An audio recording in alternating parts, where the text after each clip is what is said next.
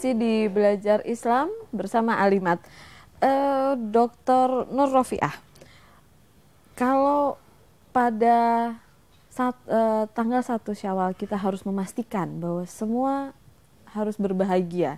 Lalu bagaimana dalam lingkup terkecil begitu ya, keluarga itu bisa apa ya, sampai 11 bulan ke depan itu masih spirit itu masih melekat begitu, nggak cuma berhenti di bulan Syawal aja.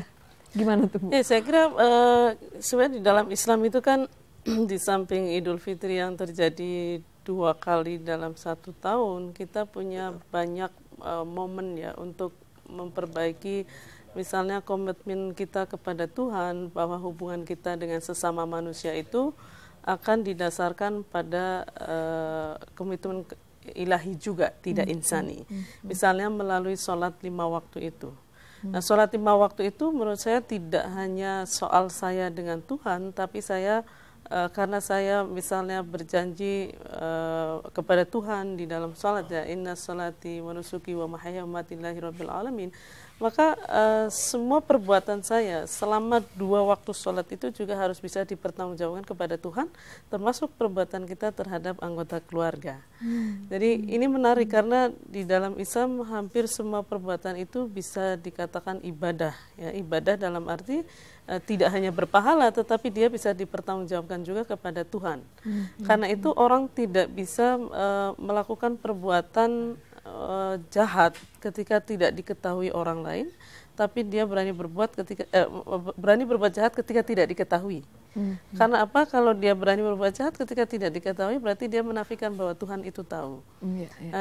Dalam Idul Fitri seperti itu, menurut saya komitmen itu penting untuk diperkuat ya, supaya apa? Supaya kita tidak justru jatuh pada perayaan yang artifisial saja. Memakai baju baru boleh, tapi baru yang di dalam itu lebih penting. Dan menurut saya kalau kita lihat dari hadisnya, sebetulnya bukan tidak harus baru, tapi pakailah baju terbaik yang kita miliki, sehingga orang mestinya tidak terbebani untuk harus beli baju baru ketika Idul Adha. Bahkan mungkin kalaupun dia punya pandangan harus beli baju baru, maka dia juga harus memastikan bahwa di sekitar dia juga pastikan punya baju baru, terutama mereka yang tidak mampu. Nah, saya kira di Hari Raya itu ada banyak sekali simbol-simbol yang bisa kita maknai, dan itu menjadi pembelajaran bagi anak-anak ya, misalnya ya. Pada masa Lebaran itu misalnya anak belajar tentang bagaimana solidaritas sesama, katakanlah solidaritas sesama muslim, bagaimana anak diajarkan untuk membayar zakat fitrah, apa arti zakat fitrah, mengapa kita harus membayar zakat fitrah. Itu kan satu momen yang bagaimana anak bisa mengalami dan dia mampu memaknai itu dalam kehidupan real. Iya, karena itu sangat penting sejak dini ya, ditunjukkan spirit berbagi, kemudian cinta kasih. Betul. Di dalam sholat, misalnya sholat berjamaah kan Rasulullah juga dikabarkan kalau ada anak kecil itu atau ada orang tua harus jangan lama-lama baca Quran ya ketika sholat, sehingga anak tidak berlama-lama menangis. Karena saya menyaksikan di satu masjid itu, kalau anak-anak biasa ikut tarawih ya, itu kan dimarahin kalau berisik dan lain sebagainya. Sebetulnya anak-anak kan cara belajarnya lain, cara belajar mereka adalah sambil bermain itu. Tinggal orang dewasanya itu bagaimana memberi pengertian kepada anak-anak, mainnya jangan mengganggu, tapi bukan berarti lalu mengusir anak-anak yang dan memarahi. Betul, dan memarahi lalu trauma untuk tidak mau datang lagi.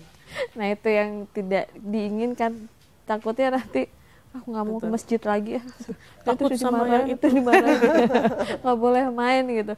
Padahal ini sebetulnya salah satu ajang juga mereka bersilaturahmi dengan kawan-kawannya gitu, berinteraksi.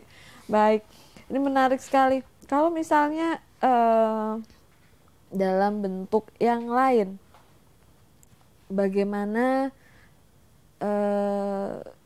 Rasulullah mengajarkan kepada anak-anak beliau untuk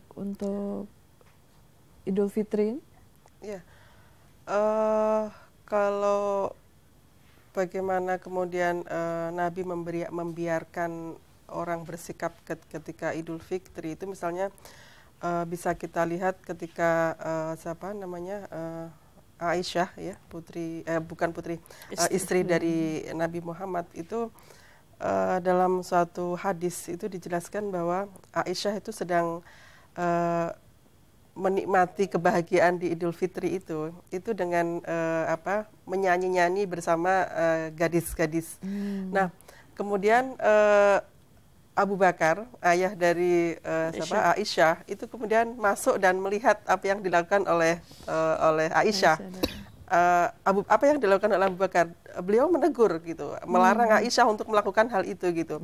Ketika itu kemudian dilihat Nabi, apa yang dilakukan oleh Abu Bakar, malah Nabi menegur Abu Bakar gitu, tinggalkan saja mereka karena hari ini adalah hari bahagia gitu. Biar orang juga tahu bahwa agama kita pun juga memperhatikan kebahagiaan yang atau relaksasi seperti itu gitu. Jadi bahwa kita ada juga tidak selalu itu jadi praktek-praktek atau pengalaman-pengalaman yang dilakukan oleh Nabi Muhammad SAW juga dengan para sahabat-sahabatnya ketika mereka merayakan dari Idul Fitri gitu. Nah, dari itu kemudian menurut saya bahwa pada intinya bagaimana kita memaknai Idul Fitri selain tadi adalah bersyukur ya. Yang pertama mensyukur atas segala yang sudah kita lewati selama bulan Ramadan dan bentuk syukur itu dengan beribadah dan memperhatikan sesama. Maka yang kedua adalah juga Idul Fitri itu sebetulnya bagaimana kita memberikan perhatian yang lebih kepada siapapun yang ada di sekitar kita gitu. Nah, ini menarik, tapi kita harus potong sebentar, Ibu, nanti kita lanjutkan. Pemirsa, kami akan segera kembali setelah pesan-pesan berikut ini.